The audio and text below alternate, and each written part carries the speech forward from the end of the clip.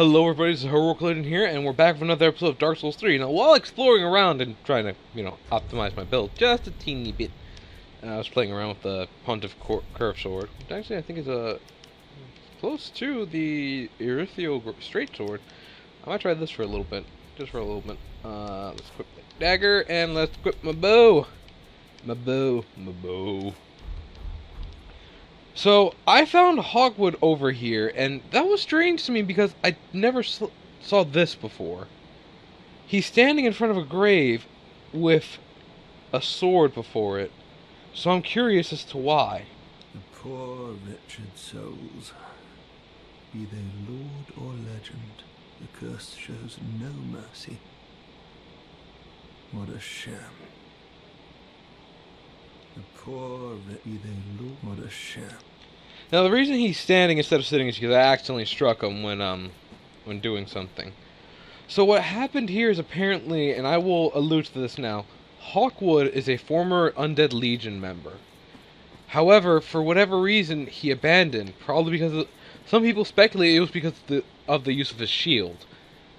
Because the Undead Legion do not use shields, but his small shield gives him an advantage. Obviously, obviously, they did not favor him doing that, and thus, maybe kicked him out, maybe he left. He is called Hawkwood the Drifter, after all. Whatever speculations you may have, I'm interested to hear. I do tend to go by what Vadi and company have said, but Hawkwood is a fairly interesting character, and I do enjoy.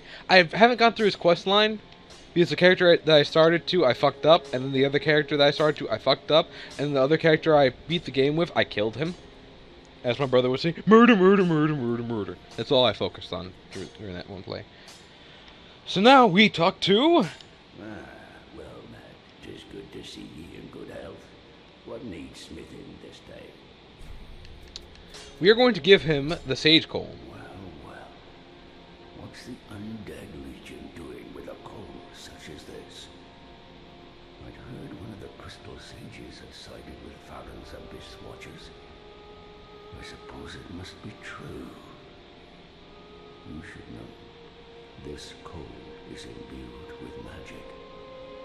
First one I've ever seen. Hardly a surprise, is it? I've never been one for books or wise men. So that's all Andre has to say about the matter. The Undead Legion provides this.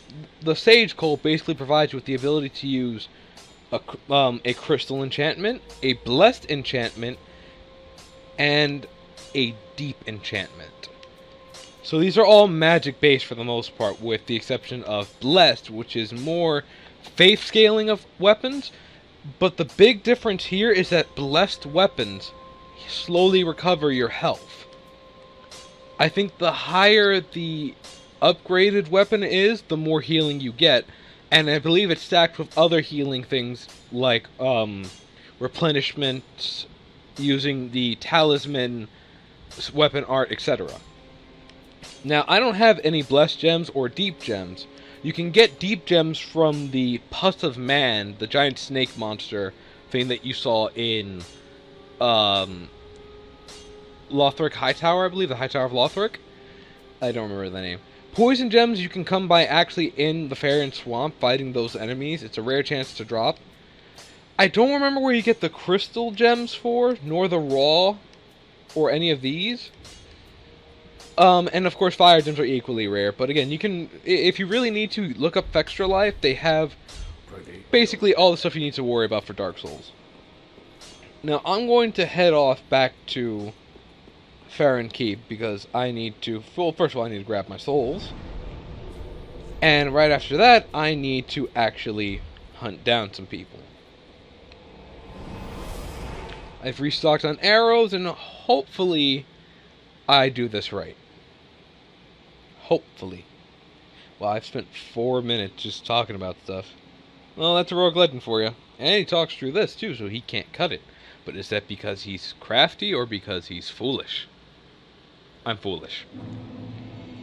Oh, you also might have saw in one of the previous episodes that I had gotten a wolf blood grass, which is what you offer to the old wolf to get equipment. Every covenant you can offer 10. You offer 10 to 30 of whatever is required, and you get rewards for it. And this stacks. So if you offer 10 the first time, then all you have to do is offer 20 the second time. Sorry. And you're set. Now, I am seriously considering going back and spending these souls. Considering. Not gonna, though. What I'm going to do instead is I'm going to sit back down at that bonfire. Oh, I forgot to give the SSR flask. Fuck! Well, I don't want to bore you guys with more of that stuff. I just want to get to the action-y bit. I'm actually going to do the first of first things. After I took out that... Well, after I took out the fire, you know, when I was getting chased by the giant dragon, undead witch thing. Undead dragon witch thing. Dragon undead witch thing. Witch thing and dragon dead. I had actually found myself in a situation where... Oh, yeah, I think I can finally equip some better stuff now. I'll go with the Sellsword Gauntlet for now, but I don't have to have the dagger equipped anymore, because we're mostly done with the swamp. Yeah, these doors open. I'm sorry I skipped the cutscene. I just really wanted to get out of there. And here we enter the area close to the boss fight. What is that area? I will let you know. Because right here is where we would fight another Lord of the Fallen. Another Lord of Cinder.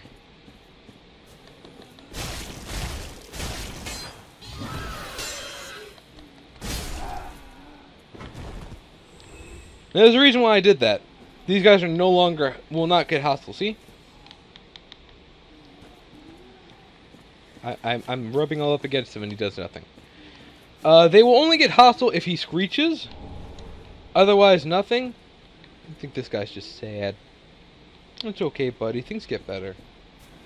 Now, I'm going to pause close to here for a bit. Because there is a danger up ahead. A very terrible danger. And here's can be kind of used as a shortcut. If you see over there, the basilisk lizards, they're guarding an armor set as well as a scroll. There are 2 scrolls in this area. Again, I've killed Orbeck, so there's no point in me getting them. But if you go up ahead a little bit, you gotta be careful and gotta be slow and methodical about this. Ah, there we go. So, those are the Dark Wraiths again. The Dark Wraiths in this area will kill... will kill any enemies within the area, including you, without, like, giving a shit. Past this area is a shortcut to get back to the main part of Farron Keep, provided you go through a few enemies and a giant crystal lizard. I feel like I'm not ready to fight the giant crystal lizard yet, and I'm not going to go through this area. I'm not going to beat this boss either, because it leads to a further part in the game. I'm going to double back, but I just want to show this area and how these enemies are fighting each other really quick. Now, the Dark Wraiths can't use their Dark Hand on these enemies, but they can... The enemies can, like, smack them for that. They punish, right? Of course, you can just wait for the Dark Wraiths to easily give those people, but what most people do is they invade here. Because of the high potential, the high gank potential thanks to the Dark Wraiths and the enemies there. It's very hard to get by unless you have people sit at this bonfire and, you know, do that fancy stuff. So it's called Farron Keep Perimeter. Obviously, they don't believe you're supposed to... They're going to believe you're going to find this after you get to here. Which is kind of true if you think about it. The way you can loop around the swamp leads you to believe that you're going to find this door faster than you're going to find the ladder. The ladder doesn't seem trustworthy anyway. So, one last thing before we start... Well, before I end the episode, I'm sorry, this was more talky bits. Again, I did do some combat for you guys. Got back my schwolls. My schwolls. My swole souls.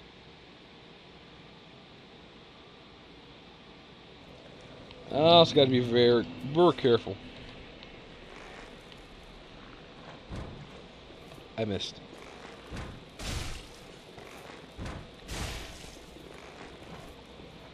Gonna do that dance.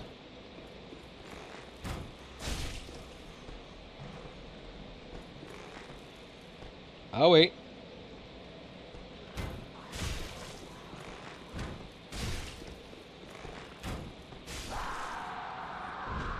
And that's one down. He'll come fight me. See?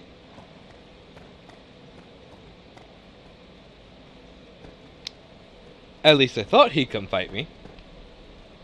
What he's actually doing is trying to psych me out. Doesn't work on me. The only way you can psych me out is if you're just coming right at me. Wild animal. Gotten more confident with my kicks. That's actually a very good sign for me.